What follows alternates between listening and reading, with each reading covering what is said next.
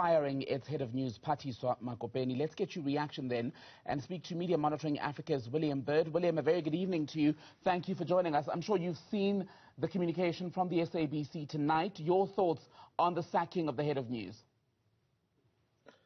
Well, I think it's absolutely stunning. I mean, it's really a tragic loss for the SABC.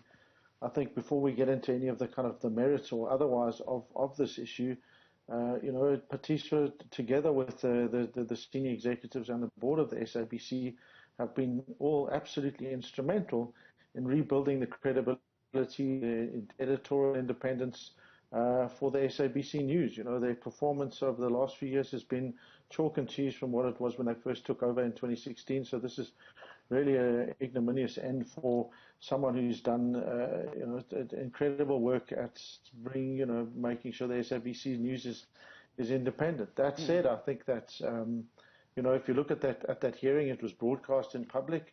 I don't see any evidence in there that was a farce. Certainly the advocate, when he wrote his findings, and again those are also public, he challenged those things. It seems to have been set down and duly considered, duly thought out, etc. So it really is a surprise that it seems that she's not been open to doing that. So in that light, then it does seem to have put the SABC in a bit of a corner with very little option, really.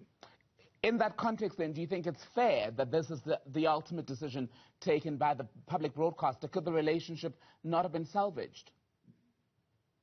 I mean, you would have hoped so, given the excellent work that they've done as a collective, and certainly the role that Phathiswa has played in that, overwhelmingly, a few slippages here and there. But as I said, I think this is a really big loss for the SABC. As to whether or not that's fair, I guess we don't yet know. We've seen the explanation from the SABC, and on the basis of what the findings were from the disciplinary hearing, that seems to be that they've followed process. So if they've been following process, it's difficult to say, well, this is something that they just decided to suck out of their thumb.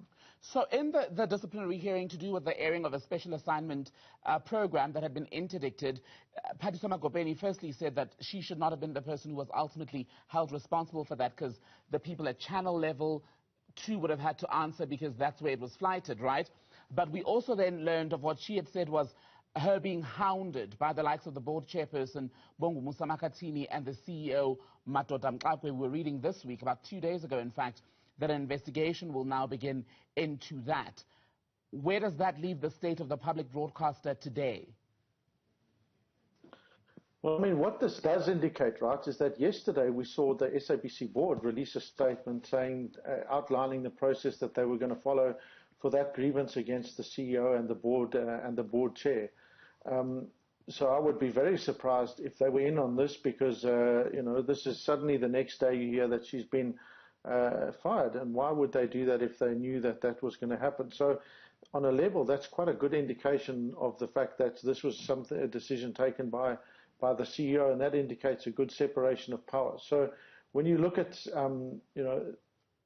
our position as MMA when she was charged was, I mean, obviously there were internal processes that were set out, but that as the head of news, if a program gets broadcast and it is in violation of a court order, as she's the editor-in-chief, the buck needs to stop with her. I think that's very little option but to say you need to account for these things. According to the papers, there were in those scenarios versions where she had an opportunity, and according to them that wasn't taken, so they had to then pursue that process. And had that process been allowed to go through, it would have been a warning.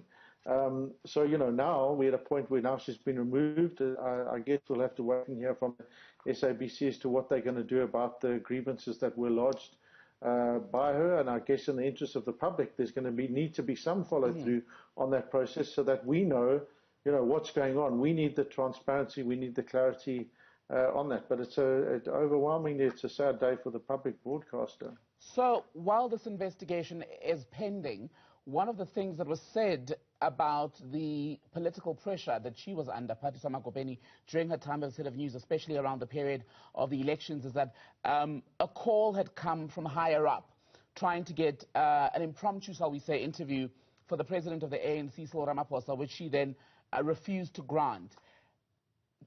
Can the SABC ever be fully free of those political problems, the suspicion around political interference especially? So the short answer is no. It's always going to be the subject of massive heated contention, and that's why what you need is a board that's independent. We, broadly speaking, have that. You need a separation of powers between the senior executive and the management and the board, and the head of news, and she or he needs to be able to do their job without interference from the board. We know that political parties across the board will always try and seek to influence and interfere and intervene in that. That's not unique to South Africa. It happens the world over. We've seen what they've been doing in the UK in relation to the BBC there. So that's not new, you know. But I think that what we need to see is that there are appropriate processes that are set up so that if something like that happens, there is a process that is transparent